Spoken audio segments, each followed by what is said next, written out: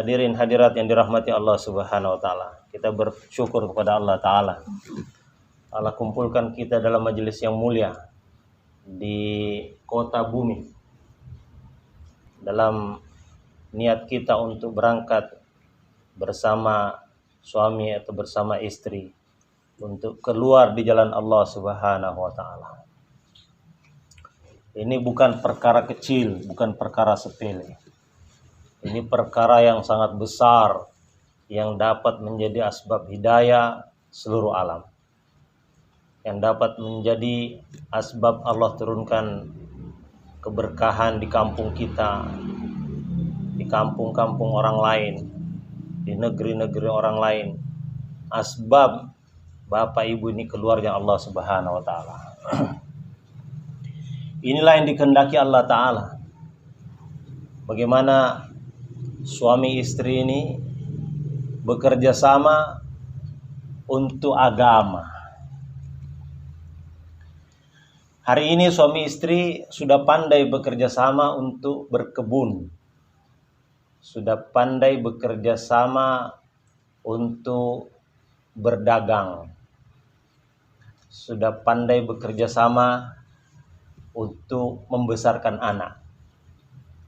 Tapi banyak yang belum pandai bekerja sama untuk agamanya Allah Subhanahu wa taala.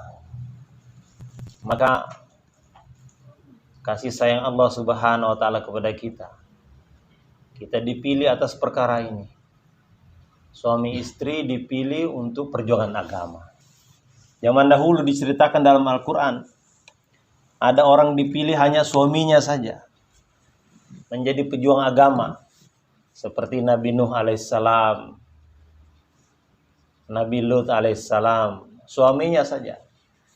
Siang malam menjumpai manusia menyampaikan kalimat la ilaha illallah. Tapi tidak didukung oleh istrinya. Kita baca dalam sejarah bahwa pengikutnya sedikit. Ada di zaman dahulu itu hanya istrinya saja yang beriman. Istrinya saja yang kenal kepada Allah. Istrinya yang kenal agama. Siapa itu? Asiyah, istri Fir'aun laknatullah alaih. Seorang perempuan, suaminya tidak kenal agama. Dia nggak bisa dakwah kemana-mana. Inilah karunia Allah Subhanahu wa taala kepada kaum wanita. Diberikan kesempatan juga untuk usaha agama. Ada yang suami istri ini tidak kenal usaha agama. Abu Lahab bersama istrinya malah penentang usaha agama. Tabbat yada Abi Lahab. Celaka Abu Lahab. Orang yang menentang agama itu dari zaman dulu tidak pernah sukses. Walaupun raja seperti Namrud, seperti Fir'aun, punya tentara, punya angkatan bersenjata, punya uang banyak, celaka. Atau orang kaya seperti Qarun, harta banyak, berlimpah-limpah. Tidak pernah sukses orang yang menentang agama. Tidak pernah sukses orang yang menentang kalimat la ilaha illallah. Allah Ta'ala kirimkan baginda Rasulullah SAW yang didukung oleh istri-istrinya. Tidak ada istri baginda SAW yang menentang usaha agama. Bahkan Siti Khadijah radhiyallahu anha betul-betul membelanjakan seluruh hartanya untuk agamanya Allah Subhanahu wa taala. Dikenal Siti Khadijah itu wanita terkaya. Wanita terkaya di kota Makkah. 2/3 kekayaan penduduk kota Makkah itu berada di tangan Siti Khadijah Al-Kubra radhiyallahu anha. Kalau penduduk kota Makkah ini punya 3 triliun kekayaan, maka 2 triliun itu ada di tangan Siti Khadijah Al-Kubra. Tapi hartanya habis. Hartanya habis bukan dibagi-bagi duit. Nah, kamu mau masuk Islam, ini saya kasih duit 10 juta, 20 juta, 100 juta. Tidak. Hartanya Khadijah habis untuk berkhidmat. Untuk berkhidmat. Kalau ibu-ibu di kota bumi ini, khidmatnya mungkin sedikit berbeda dengan Siti Khadijah. Dia setiap hari potong unta, potong kambing, ngajak orang-orang yang didakwah oleh Rasulullah untuk makan-makan. Kalau di sini cukup singkong rebus aja disiapkan. Setiap kali suami mau berangkat masjid, titipkan singkong rebus. Matahari belum terbit, Pak, ini singkong rebus. Zuhur pergi lagi ke masjid, Pak, ini singkong rebus. Asar singkong rebus. Maghrib, Isya, singkong rebus. 5 kali singkong rebus. Sehingga singkong rebus akan 24 jam tersedia di masjid. Dan orang-orang yang makan singkong rebus ibu-ibu ini, setiap satu suap makanan yang dia makan, pahalanya haji dan umroh yang sempurna. Abdullah bin Abbas katakan, satu orang tamu ini datang membawa 1000 berkah dan membawa 1000 rahmat. Setiap satu suap makanan yang dimakan, pahalanya haji dan umroh yang sempurna. Sayang ibu-ibu hari ini banyak masak sampai sia-sia, sampai basi, sampai dibuang ke siring. Kenapa? Tidak dihantar ke masjid. Sebenarnya orang tuh banyak yang mau datang ke masjid. Karena masjid ini rumah Allah Subhanahu wa taala. Tempat perlindungan yang paling aman dan rumah yang paling nyaman. Itulah masjid. Rumahnya para malaikat. Orang tuh senang apabila berada di masjid. Apalagi kalau istrinya suka ngomel, maka laki-laki itu lebih senang berada di masjid. Di masjid nggak ada yang ngomelin. Masalahnya di masjid itu kenapa laki-laki tidak betah? Karena di masjid tidak ada makanan.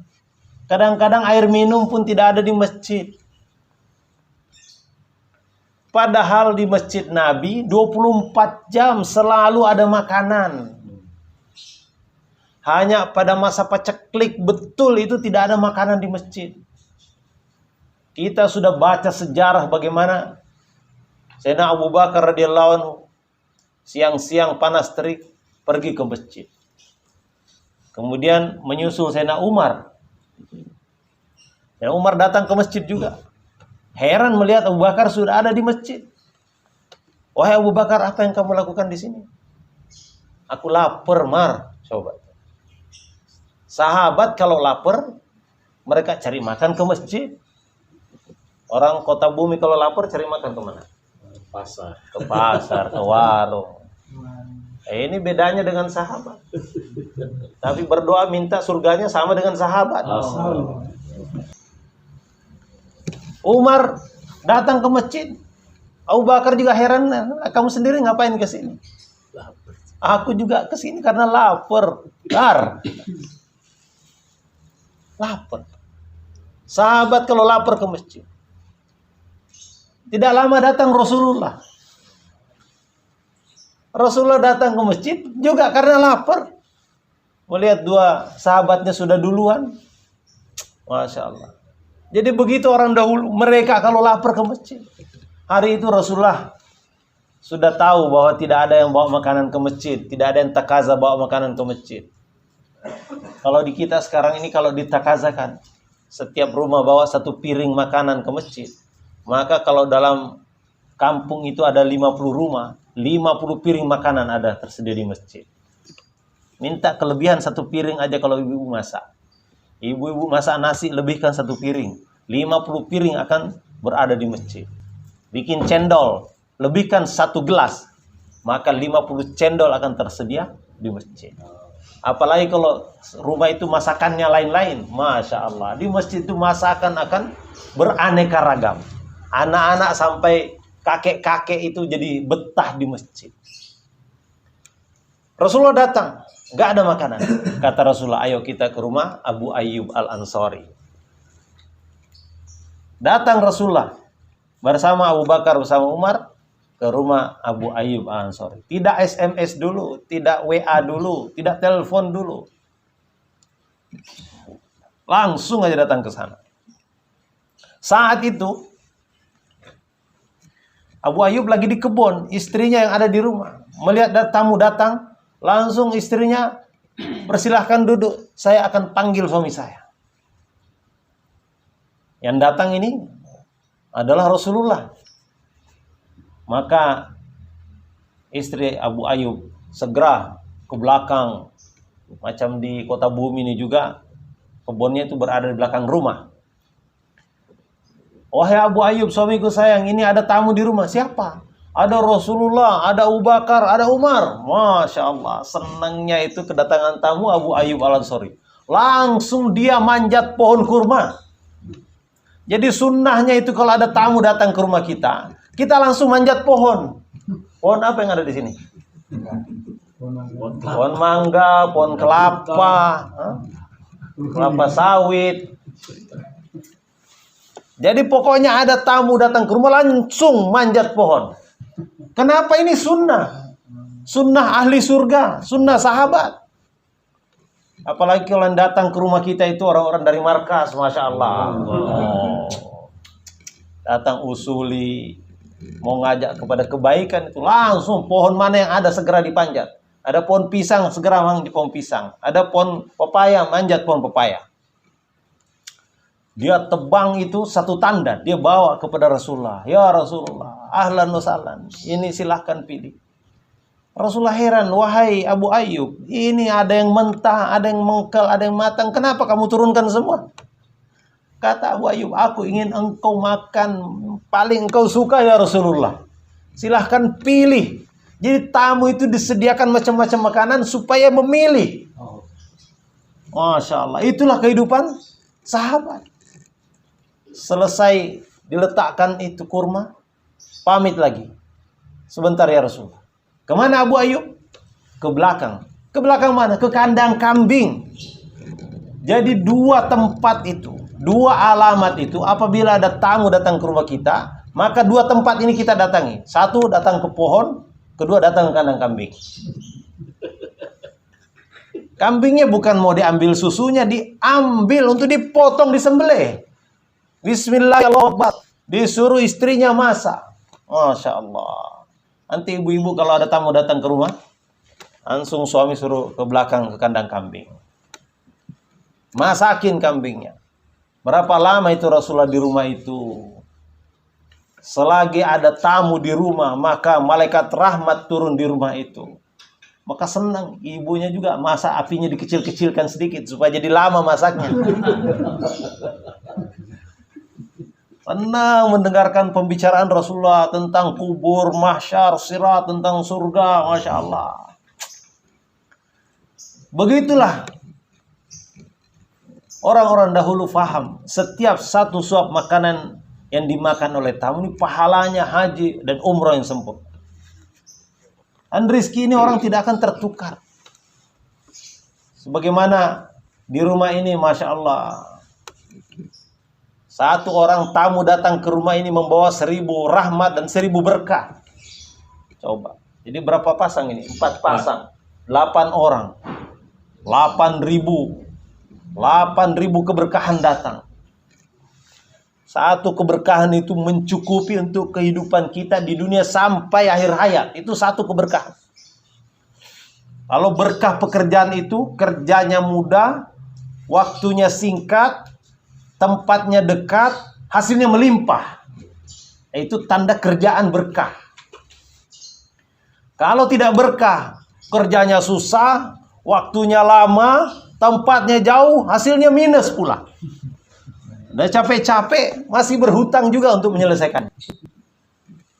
Tapi orang-orang yang senantiasa menggunakan hartanya nih menggunakan waktunya untuk di jalan Allah, maka Allah berikan keberkahan di sana. Hadirin dan hadirat yang mulia, nah kita ini keluarga Allah Ta'ala. Kita ingin belajar bagaimana dahulu orang-orang Mekah yang jahil, yang musuhan satu sama lain, yang perang satu sama lain, yang miskin papa. Kok bagaimana bisa tiba-tiba berubah menjadi kaya raya? Apa resepnya mereka? Umar bin Khattab saja denda sholatnya dia, gara-gara pernah ketinggalan sholat berjamaah. Dia bayar denda ke Baitul Mal sebanyak 200.000 dirham. 200.000 dirham. 1 dirham itu sama dengan 571.000 rupiah. Itu 1 dirham. Kali 200.000 sama dengan 114 miliar.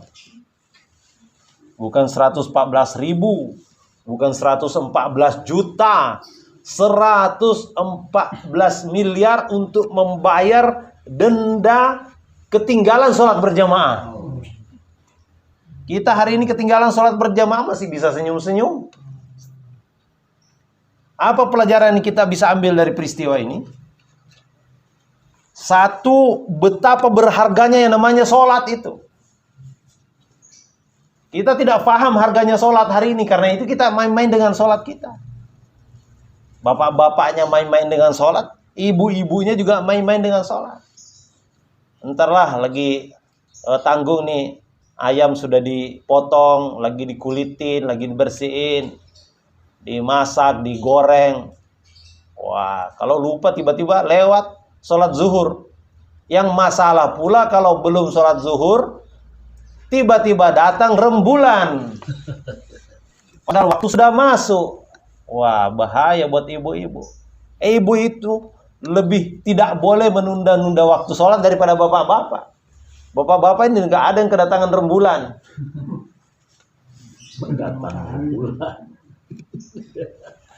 Allah. Itulah. Jadi pelajaran pertama dari peristiwa ini adalah betapa berharganya namanya sholat itu. Yang kedua, betapa sejahteranya negara sahabat itu. Betapa sejahteranya negeri mereka. Padahal negeri mereka dari dulu sampai sekarang sama aja. Yang sudah pernah haji, umroh itu melihat. Tanahnya gersang, kering, kerontang, batu, pasir. Tanaman di sana ditancap. Tidak lama kemudian berubah jadi tongkat. Negeri kita ini Masya Allah, tongkat dilempar bisa jadi tanaman. Coba lempar singkong, besok udah tumbuh dia. 3 bulan dipanen. Nah, bawa ke masjid singkongnya. Kita hari ini tidak paham. Nah, itulah yang membuat sahabat radhiyallahu anhum sejahtera kehidupannya karena mereka menjaga sholatnya. Kaum perempuannya betul-betul marah kalau ada laki-laki yang berada di rumah ketika waktu sholat telah tiba. Tidak ada laki-laki yang berani tinggal di rumah ketika waktu sholat telah tiba. Bahkan orang-orang munafik saja tetap juga sholat berjamaah. Kata Nabi SAW, 2 waktu paling berat bagi orang munafik. 1 waktu isya, 2 waktu subuh. Kenapa? Karena gelap. Tidak ada lampu di masjid Nabi. Tapi mereka nggak berani untuk meninggalkan sholat berjamaah. Begitu dahsyatnya. Dan dengan keberkahan mereka bolak-balik ke masjid, Allah melihat kampung itu sebagai kampung orang-orang iman dan takwa. Janji Allah Subhanahu wa taala, "Walau anna ahlal qura amanu wattaqau, la fatahna 'alaihim barakatim minas samai wal." Satu kampung ini, kalau orangnya iman dan takwa, maka Allah akan bukakan keberkahan dari langit dan bumi. Betapa berkahnya kehidupan mereka. Walaupun negerinya kering kerontang, gersang, tandus, tapi penduduknya makmur. Kenapa? Karena mereka menjaga sholat mereka. Mereka menjaga amal masjid mereka. Kita ini menyia-nyiakan sholat, menyia-nyiakan masjid. Sehingga walaupun negerinya hijau royo-royo, tanahnya gembur, tanamannya subur, tapi karena menyia-nyiakan masjid, menyia-nyiakan panggilan Allah, maka penduduknya sengsara. Hadirin dan hadirat yang mulia, inilah yang membuat kita harus keluar dari Allah Subhanahu wa taala, supaya kita belajar bagaimana kehidupan sahabat dahulu, kehidupan sahabiah dahulu. Bagaimana mereka tidak punya sekolah, tidak punya SD, tidak punya SMP, tidak punya SMA, tidak punya IAIN, tidak ada sarjana, tidak ada doktor, tidak ada profesor, tapi kehidupan mereka sejahtera. Negeri kita ini setiap tahun mau wisuda 200.000 sarjana. Semua memikirkan masalah ekonomi, tapi masalah ekonomi tidak beres-beres. Kenapa hadirin dan hadirat yang mulia? Karena rizki itu, ekonomi itu hubungannya dengan sholat, hubungannya dengan masjid. Wa bis samai rizqukum wa ma tu'adun. Di langit diletakkan rizki kamu, dan apa-apa yang dijanjikan untuk kamu ditaruh di langit. Ditaruh di langit benda itu. Dan Allah Ta'ala berikan kepada kita alat untuk naik ke langit, kendaraan untuk naik ke langit, tangga untuk naik ke langit, eskalator untuk naik ke langit, lift untuk naik ke langit, pesawat untuk naik ke langit. Namanya sholat. As-sholatu mi'rajul mu'minin. Sholat ini mi'rajnya orang beriman. Sholat ini kendaraan untuk naik ke langit bagi orang beriman. Hari ini orang beriman dan beriman sama aja. Sama-sama nyari di bumi. Kan aneh. Orang beriman ini mestinya tahu bahwa benda itu ditaruh di atas. Kenapa sibuk mencari di bawah? Barang kalau ditaruh di atas, kemudian dicari di bawah, itu capek. Siti Maryam tidak pernah pergi ke kebun, tidak pernah meletakkan satu benih, tidak pernah menanam satu pohon, tidak pernah menyirami, tidak pernah memupuk, tidak pernah memanen. Tapi makanan-makanan, buah-buahan itu ada terus melimpah di dalam mihrabnya, di dalam kamarnya, yang tidak bisa dilalui oleh siapapun. Masuk ke sana tanpa izin Zakaria. Jendelanya tidak bisa dimasuki oleh tangan. Tapi makanan tersedia di sana karena dia paham, wa fis samai rizqukum, di langit rizki kamu. Kalau ibu-ibu ini buat amalan seperti Siti Maryam, maka buah-buahan akan datang. Nanti dalam 3 hari ini, kalau 3 hari apa 15 hari ini? 3 hari. Nanti dalam 3 hari ini ibu-ibu akan buktikan bagaimana buah-buahan akan datang ke dalam mihrab-mihrab ibu. Dengan catatan ibu-ibu ini tertib di dalam keluar jalan Allah Subhanahu wa taala. Buat dakwah ilallah di dalam ta'lim wa ta'allum, zikir, ibadah, khidmat.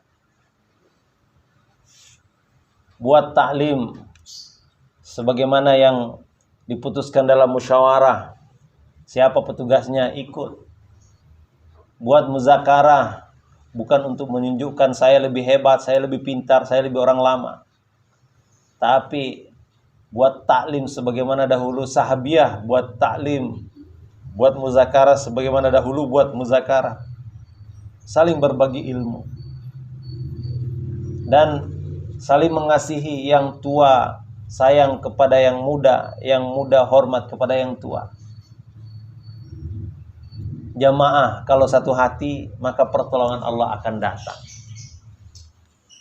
Jangan bicara sia-sia. Jangan banyak meninggalkan ruang tempat taklim itu, karena rumah itu disulap menjadi masjid. Kalau orang keluar Masturo itu, maka rumah itu disulap menjadi masjid dan hidupkan amal masjid di sana. Hadirin dan hadirat yang mulia, beginilah kita keluar dari Allah Subhanahu wa taala. Nanti keluar setelah dipanggil suami, Jangan keluar sendiri. Suaminya akan panggil. Suaminya akan ajak naik kendaraan dengan adab-adab perjalanan yang kita sudah tahu. Ketika kendaraan berjalan, kita perbanyak zikir, doa. Jangan lupa semua peralatan kita, yakni lagi keluar jalan Allah Ta'ala, kita ini latihan. Semua aurat nih tutup sempurna. Kurdah sempurna. Kaki, tangan tidak nampak sama sekali. Nanti sampai di sana, setelah masuk dalam ruangan yang disediakan tuan rumah, baru boleh buka. Dalam perjalanan, amalkan adab-adab yang kita sudah tahu. Kalau naik, takbir. Dalam hati aja, nggak usah besar-besar. Allahu Akbar, nggak usah. Dalam hati. Atau di lisan tanpa suara. Kalau menurun, baca subhanallah. Mendatar, alhamdulillah. Belok-belok, la haula wala quwata illa billah. Nyebrang jembatan, Allahumma rabbi salim salim. Banyak doa-doa yang kita. Doa masuk kampung, Allahumma barik lana fiha warzuqna jannaha wa habibna ila ahliha wa habib solihi ahliha ilaina. Sampai di lokasi, jangan langsung ibu-ibu turun. Suaminya atau amir jemaah periksa dulu. Periksa rumah yang akan dimasuki. Hijabnya perhatikan, jangan ada hijab yang tidak sempurna. Nanti ada orang luar bisa melihat ke dalam atau orang dalam bisa melihat keluar. Kita lagi latihan selama 3 hari sebentar. Hijab yang ada hubungannya dengan laki-laki harus double. Jangan sampai tidak double. Karena ketika memasukkan kertas program atau ada kiriman khazanah dari dalam maupun dari luar, itu tidak boleh langsung tembus. Jadi ada ruang antara. Nah, ini namanya permainan, pelajaran begitu supaya kita ini betul-betul menjaga. Jadi double hijabnya. Nanti setelah diperiksa ruangan mana yang boleh dipakai, mana yang tidak boleh dipakai, kamar mandinya di mana, dapurnya di mana, kalau perlu menjemur di mana, ini ditanya semua. Kalau ada benda-benda yang mungkin kurang berkenan di kita, jangan komentari dulu. Artinya kita sabar. Mungkin ada yang punya televisi 80 inci di situ. Jangan ambil spray kemudian ditutup. Biarin aja dulu. Kita ini sebagai tamu, nanti dalam taklim atau dalam muzakarah nanti akan dibahas yang kira-kira tidak menyinggung perasaan tuan rumah. Karena kalau menyinggung perasaan tuan rumah bisa-bisa kalau nggak suka di sini pergi aja. Nah, jadi masalah. Jadi setelah diperiksa semua baru ibu-ibu diperkenankan turun. Apa yang dilakukan ketika turun pertama kali jumpa tuan rumah seperti jumpa dengan saudari kita yang sudah sekian lama dirindukan.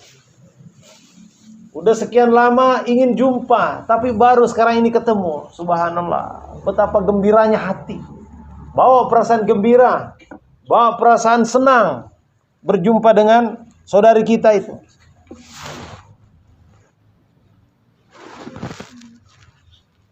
Kemudian letakkan tas di mana itu, minta jangan sembarangan saja ditaruh. Di mana ditaruh tasnya ini? Kemudian peralatan dapur yang mana boleh digunakan dan sebagainya. Itu nanti ditanya. Kemudian duduk dan perkenalan. Saya Ibu Abdullah, ini Ibu Abdurrahim, ini Ibu ini, dan seterusnya. Kenalkan. Setelah itu baru mulai program sesuai yang diputuskan kaum laki-laki. Laki-laki pergi ke masjid. Ibu-ibu ditinggalkan di rumah orang. Nah, di masjid ada program, ada musyawarah. Yang paling bagus itu kalau kita berangkat sudah membawa bekal untuk makan siang. Ini target untuk orang yang berangkat. Tapi target untuk tuan rumah harus menyediakan makanan. Jadi apa yang terjadi? Makanan itu akan melimpah ruah. Pada saat makanan melimpah ruah itulah bawa ke masjid untuk dimakan orang-orang di masjid. Jadi bukan berarti tuan rumah nggak boleh sediakan makanan. Tuan rumah itu bahkan wajib, bahkan memiliki kewajiban menerima tamu, memberikan makan, memberikan tempat tidur selama 3 hari. Dan hidangan pertamanya itu adalah hidangan istimewa. Itu kewajiban tuan rumah. Tapi dalam usaha Masturo dijelaskan, kalau seperti itu nanti orang tidak ada yang mau menerima tamu. Merepotkan tuan rumah, sehingga karena usaha dakwah ini usaha yang bertahap-tahap. Pendidikan secara bertahap-tahap, sehingga tidak disampaikan itu. Saya aja yang menyampaikan ini. Supaya paham. Supaya paham. Orang tuan rumah itu punya kewajiban menerima tamu. Orang Islam ini memiliki hak di rumah saudaranya sesama muslim selama 3 hari. Jadi sebenarnya orang Islam itu bisa berjalan ke seluruh dunia tanpa membawa duit sepersen pun. Karena kita punya hak di rumah saudara muslim 3 hari di sana. Hidangan pertama, hidangan istimewa. Kami pergi ke Dumai bersama Pak Helmi Hasan. Kami diterima oleh ketua adat Melayu di sana. Mereka menceritakan bahwa rumah kami di Tanah Melayu ini pintunya senantiasa ada 3. Pintu depan untuk kaum lelaki, pintu samping untuk kaum wanita.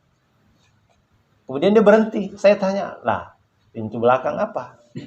Nah, pintu belakang itu kalau pas ada tamu datang ke rumah, tidak ada gula di rumah, atau tidak ada kopi di rumah, itu pintu belakang tempat kami ngacir untuk pergi ke rumah tetangga, pinjam gula, pinjam kopi. Begitulah orang-orang Melayu dulu punya. Saya kira di seluruh Indonesia, bahkan seluruh dunia, yang sudah kenal ajaran sahabat radhiyallahu ini punya tradisi-tradisi untuk memuliakan tamu. Dan Nabi mengajarkan kita punya hak 3 hari di rumah saudara kita sama muslim. Tetapi ini tidak disampaikan. Yang disampaikan adalah kalau jemaah itu mau berangkat, bawa rendang telur sendiri, bungkus nasinya sendiri, berangkat untuk tidak merepotkan tuan rumah. Subhanallah.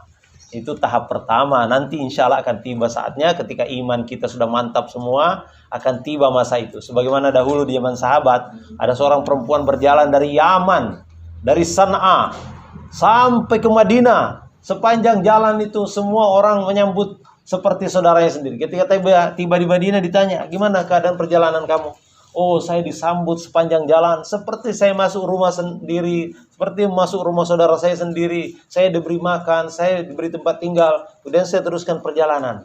Itu dulu pernah terjadi. Dan insya Allah ini akan terjadi juga kalau ibu-ibu ini senantiasa menjaga nisabnya. Dan ibu-ibu yang dirahmati Allah Subhanahu wa taala, maksud kita keluarnya Allah taala, bagaimana belajar usaha dakwahnya Rasul. Belajar menjadi daiyah seperti Siti Khadijah.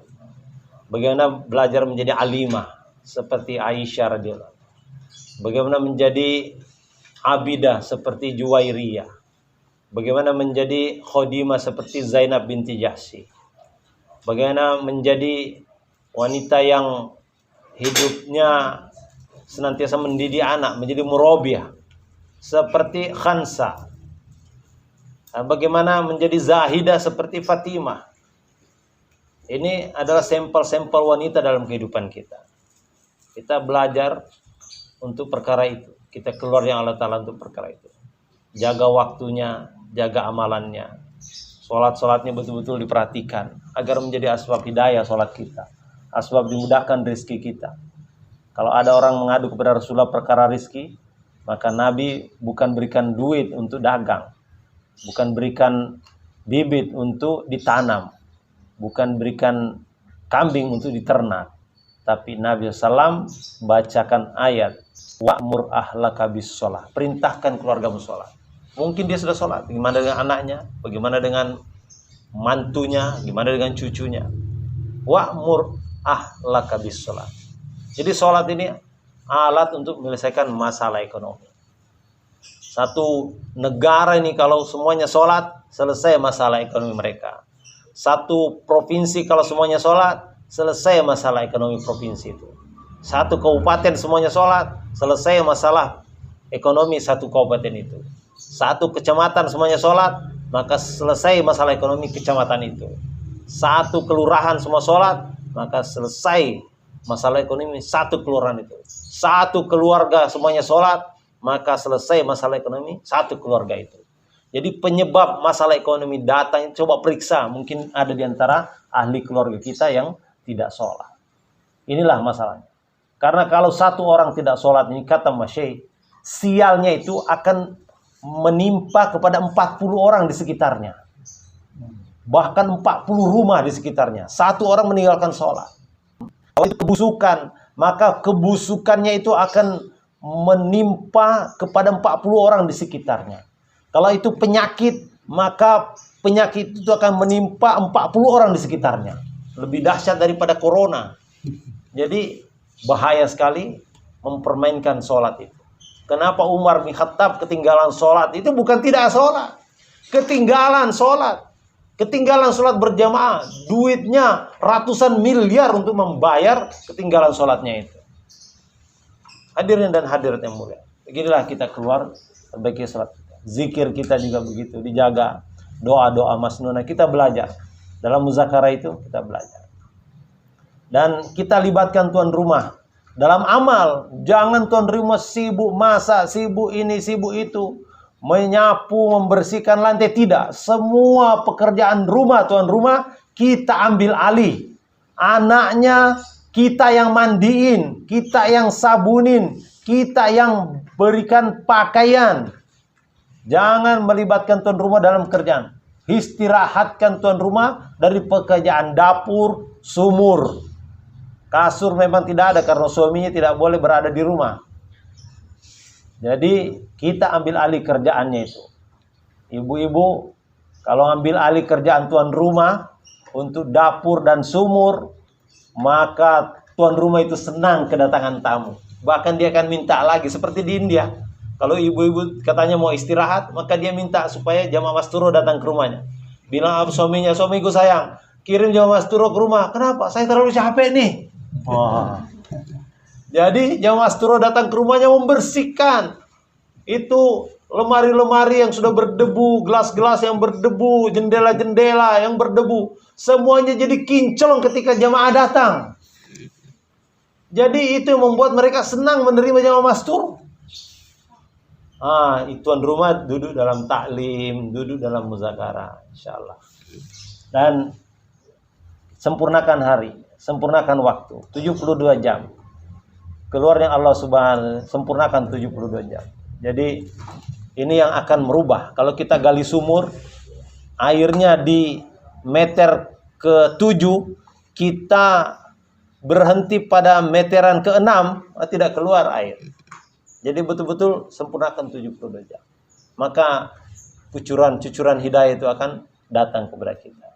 Dan banyak berdoa. Ini ada banyak juru kodama atau pertemuan-pertemuan istimewa yang dilakukan bukan hanya di Indonesia, tapi di berbagai penjuru dunia. Dalam keadaan ini masih ada suasana pandemi. Kita banyak berdoa. Dan doa ibu yang sedang keluarnya Allah Ta'ala ini sangat makbul. Karena itu ini saat-saatnya ibu berdoa. Tanggal 15 besok di Bandar Lampung, Juru Kodama di Bandar Lampung. Kemudian tanggal 18 di Bandar Jaya. Ini tidak jauh dari tempat kita. Bagaimana cara mendorong agar mahram ibu ini juga ikut dikeluarkan di Allah Subhanahu wa Ta'ala. Minimal 40 hari atau 4 bulan. Inilah yang akan menyelesaikan masalah-masalah kita, baik masalah ekonomi dan berbagai masalah sosial lainnya. Dan kalau kita keluarnya Allah Ta'ala ini, maka jangan khawatir masalah rizkinya. 3 orang berada dalam jaminan Allah Ta'ala. Pertama, orang yang masuk rumah mengucapkan Assalamualaikum. Itu dijamin rizkinya oleh Allah Subhanahu wa Ta'ala. Akan diberikan rizki selama masih hidup di dunia dan akan dimasukkan dalam surga ketika mati. Jadi karena itu kalau ada suami pulang ke rumah tidak Assalamualaikum, jangan bukakan pintu. Kalau dia langsung manggil istrinya, nama istrinya, jangan bukakan pintu. Pariem, buka pintu, jangan. Pak, ucap assalamualaikum. Kalau dia assalamualaikum, bukakan pintu. Kenapa? Karena itu pintu rizki di situ. Pintu rizki di situ. Kemudian yang kedua, orang yang bolak-balik ke masjid. Allah akan jamin rizkinya orang yang senantiasa bolak-balik ke masjid. Karena itu ibu-ibu penting menyiapkan sendal suaminya, menyiapkan baju suaminya, kopiah suaminya, kalau perlu tongkat suaminya, dan kacamata suaminya, supaya berangkat ke masjid. Ibu akan dapat pahala semua langkah-langkah menuju masjid, pahala amalan di masjid, sholat di masjid. Dan begitu juga yang dijamin rezekinya yang tiga adalah orang yang keluar dari Allah Subhanahu wa taala. Keluar dari Allah taala, Allah jamin rezekinya. Jadi enggak usah khawatir. Yang pergi dijamin rezekinya, yang ditinggal juga dijamin rezekinya oleh Allah Subhanahu wa taala. Bahkan ada satu orang perempuan di zaman Nabi, ketika melihat rombongan keluar, dia ikut keluar. Ketika dia pulang ke rumah, dia lihat kambingnya berkurang dan alat tenunnya hilang. Maka dia demo kepada Allah. Ya Allah, katanya engkau menjamin rizki orang yang keluar jalan engkau. Saya ini telah keluar jalan engkau. Saya pulang, kambing saya kenapa hilang? Saya pulang, kenapa alat tenun saya hilang? Dia malam-malam itu demo, menangis, berdoa kepada Allah. Besok paginya, dia periksa kandang, karena di kandang ini berisik. Dia hitung kambingnya, 1, 2, 3, 12, 13 ekor sekarang. Kemarin cuma 12 ekor kambingnya. Ternyata Allah ganti 1, ditambah 1 lagi. Jadi 100% gantinya. Tadinya 12 ekor, sekarang 13 ekor. Nggak ada yang melahirkan dalam waktu secepat itu, dalam semalam. Tiba-tiba 13 ekor kambingnya. Kemudian dia masuk ke ruang tenunnya. Dia lihat sekarang ada 2 alat tenun. 1 alat tenun yang hilang dan ditambah lagi 1 alat tenun yang baru. Juga 100% gantinya. Jadi belanja waktu keluarnya Allah Ta'ala. Ini Allah ganti minimal 100%. Bisa jadi 700%. Kalau nyebrang sungai, nyebrang pulau, lebih banyak lagi. Dikali 70 lagi. Maka jangan khawatir. Makanya sekarang ini harus bawa bekal untuk keluarnya Allah minimal 1 juta. Kali 100% nanti jadi 2 juta. Kalau dikali 700.000, wah bermiliar-miliar, Masya Allah. Apalagi kalau di bawah 10 juta, luar biasa. Belanja di jalan Allah Ta'ala, jangan khawatir. Allah Maha Kaya untuk menggantinya. Dan ibu-ibu jaga satu hati. Karena satu hati ini akan mendatangkan pertolongan Allah. Dan satu hati itu dengan ikram satu sama lain. Bapak-bapak juga begitu. Program di masjid tetap sama dengan program biasa. Ada taklim, ada jaulah, ada khususi, ada bayan, taskil, dan sebagainya.